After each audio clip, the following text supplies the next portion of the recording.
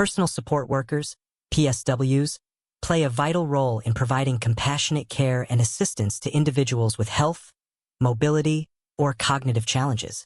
Employers look for candidates who demonstrate empathy, reliability, and a strong understanding of caregiving responsibilities. Whether you're new to the field or seeking to refresh your knowledge, preparing for interviews is key. Below are 30 commonly asked PSW interview questions with thoughtful answers to help you present yourself with confidence and clarity. 1. Why do you want to be a personal support worker? I chose to become a PSW because I have a deep desire to help others and make a positive difference in their daily lives. Supporting individuals in maintaining their dignity, comfort, and independence is incredibly rewarding. I also value the close relationships built through caregiving. This role allows me to combine compassion with practical skills, and I find fulfillment in knowing my care can enhance someone's quality of life. 2. What are the key responsibilities of a PSW? A PSW provides assistance with personal care tasks such as bathing, grooming, dressing, toileting, and mobility support. They also help with household duties like meal preparation, light cleaning, and medication reminders. PSWs monitor clients' health, report changes, and offer emotional support. Ensuring safety, maintaining dignity, and fostering independence are central to the role. Communication with clients, families, and healthcare professionals is also vital to deliver coordinated and compassionate care. 3. How do you handle a difficult or uncooperative client? I approach difficult clients with patience, empathy, and understanding. First, I try to identify the cause of their behavior, whether it's pain, confusion, or emotional distress. I remain calm and speak in a soothing tone, giving them space if needed.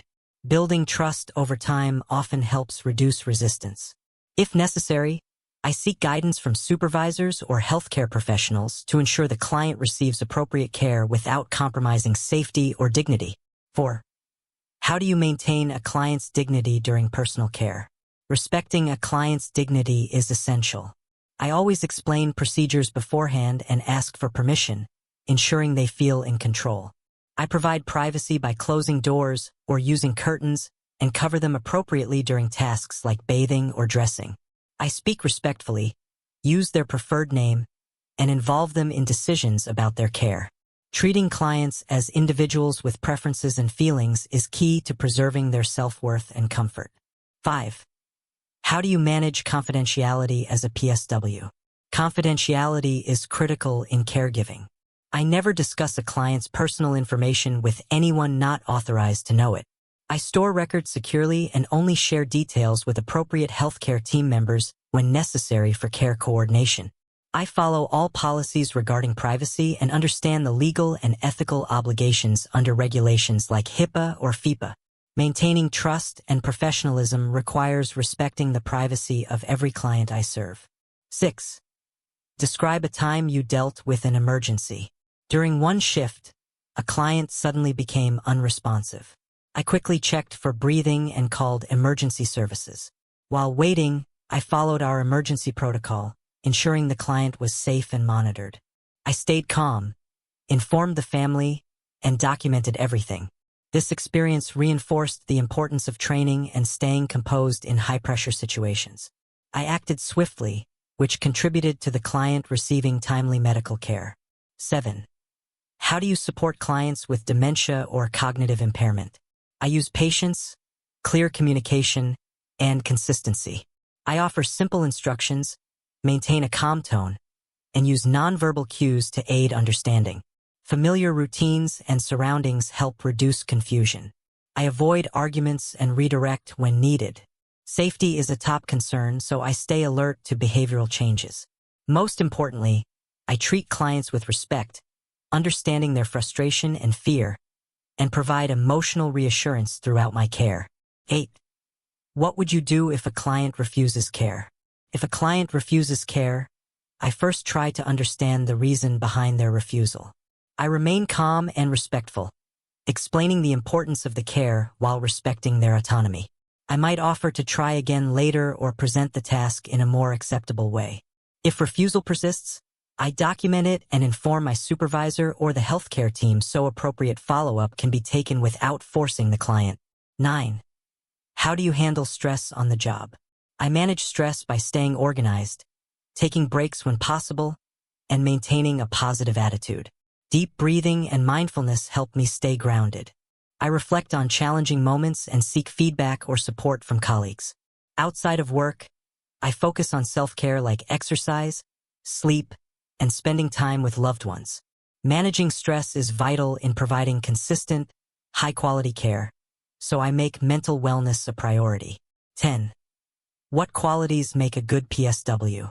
A good PSW is compassionate, patient, and respectful. They must be dependable, adaptable, and communicate effectively with clients and healthcare teams. Good PSWs pay attention to detail, follow protocols, and remain calm under pressure. Empathy and emotional resilience are essential, especially when dealing with vulnerable individuals.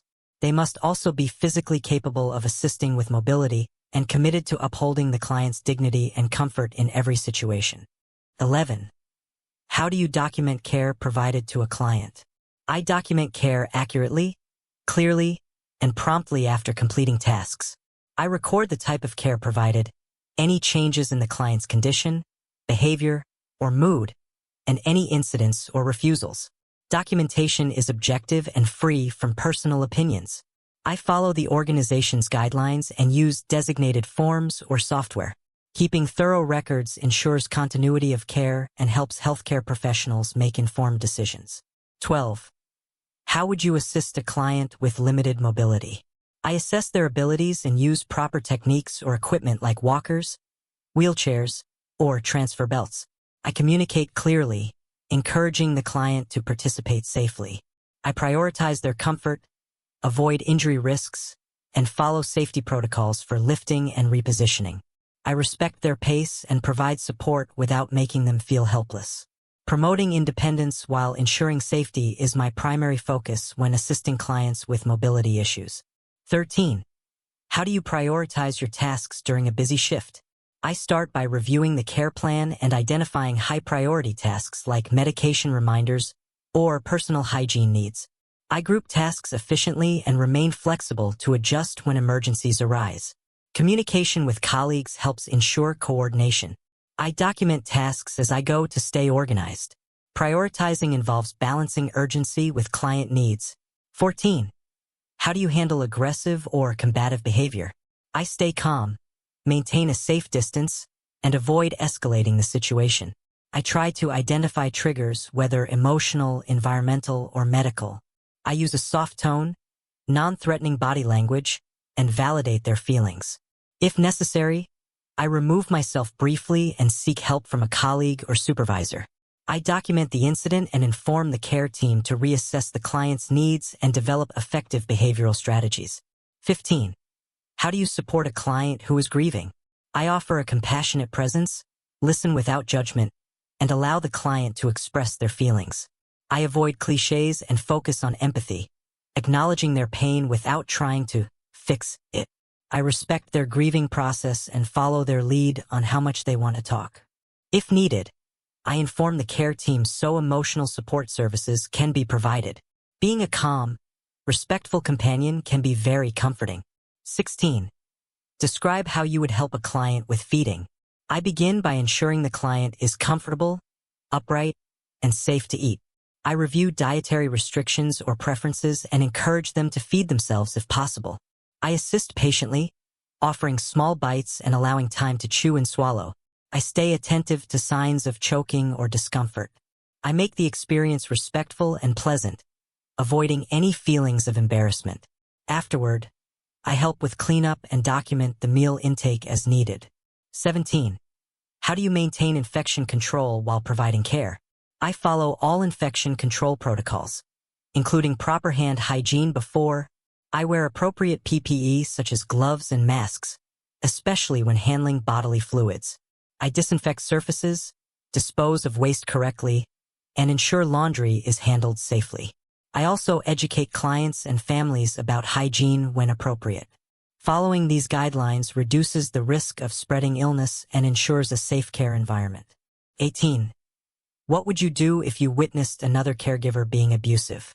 I would intervene immediately if the client is in danger, ensuring their safety. I would then report the incident to my supervisor or follow the facility's reporting policy. Abuse of any kind is unacceptable, and it's my responsibility to protect clients. I would document what I saw factually and support any investigation. Upholding ethical care standards is a core duty, and I take any signs of mistreatment seriously. 19. How do you communicate with clients who have hearing or speech difficulties? I use clear, slow speech and maintain eye contact. I may use written communication, gestures, pictures, or assistive devices if available. I ensure a quiet environment to reduce background noise. I check for understanding by watching their reactions and asking for feedback. Patience is key. I adapt my communication style to meet their needs while treating them with respect, ensuring they feel heard and included in their care decisions. 20. How do you ensure safety when assisting with medication reminders? I never administer medication unless licensed, but I follow care plans to remind clients. I check labels, dosages, and times, ensuring the right person gets the right medication. I observe for side effects or reactions and document any issues. If I notice a missed dose or mistake, I report it immediately. Ensuring medication safety requires vigilance, good communication, and strict adherence to organizational protocols. 21. How do you build trust with a new client? I start by introducing myself warmly and learning about the client's preferences and needs. I listen actively, respect their privacy, and follow through on promises. I approach care gently, with sensitivity to their comfort levels. Consistency and kindness over time help establish trust. I ensure the client feels heard and valued, and I adapt my approach based on their feedback and emotional cues. 22. Describe how you handle cultural differences in caregiving. I respect each client's cultural beliefs, customs, and preferences. I ask respectful questions if I'm unsure and follow care plans that reflect cultural considerations. I avoid assumptions and educate myself when needed. For example, I may adjust meal prep, communication styles, or religious observances. Cultural sensitivity builds stronger relationships and helps clients feel comfortable and respected in their care. 23. How do you support family members of clients? I communicate openly and respectfully, providing updates as permitted. I listen to their concerns and reassure them that their loved one is receiving compassionate care. I treat family members as partners, acknowledging their insights. If I observe signs of stress or conflict, I remain professional and suggest resources or refer them to supervisors when appropriate. A supportive attitude fosters cooperation and improves the overall care experience. 24. What would you do if you were running late to a client's home? I would contact my supervisor or the client immediately to inform them and apologize for the delay. I provide an estimated arrival time and explain the situation honestly. I understand that punctuality is important for clients who depend on routines, so I make every effort to avoid delays. If running behind consistently, I would work with the team to improve scheduling or time management. 25. How do you handle end-of-life care? I provide comfort, dignity, and support to both the client and their family. I follow the care plan closely, manage pain or discomfort with compassion, and create a peaceful environment. I offer emotional presence, even just sitting quietly. I communicate with sensitivity and respect spiritual or cultural practices. I work closely with palliative teams and document changes carefully. End-of-life care is a privilege that I approach with empathy and professionalism. 26. Describe a situation where you went above and beyond for a client. Once, a client was feeling especially lonely during the holidays. I stayed a little longer after my shift to help decorate their room with crafts we made together. I also coordinated with the team to ensure someone spent time with them regularly. It wasn't part of my duties, but it lifted their spirits. Small acts of kindness can make a big difference in someone's emotional well-being. 27. How do you maintain professional boundaries? I keep the focus on the client's care while remaining friendly and respectful. I avoid sharing personal problems or engaging in non-professional relationships. I follow workplace guidelines regarding gifts, social media, and contact outside of work. Maintaining professional boundaries helps preserve trust and ensures that care remains ethical, objective, and effective. 28. What are your strengths as a PSW? My strengths include empathy, patience, and strong communication skills. I'm attentive to details, reliable, and respectful of each client's unique needs. I stay calm under pressure and adapt to changing situations quickly. I also value teamwork and always strive to maintain a positive attitude. These strengths help me build meaningful relationships and provide consistent, high-quality care. 29. What are your weaknesses and how are you addressing them? One area I continue to work on is time management during busy shifts. I used to get caught up with one client and fall behind. I've improved by planning tasks better, using checklists, and learning to balance efficiency with quality care.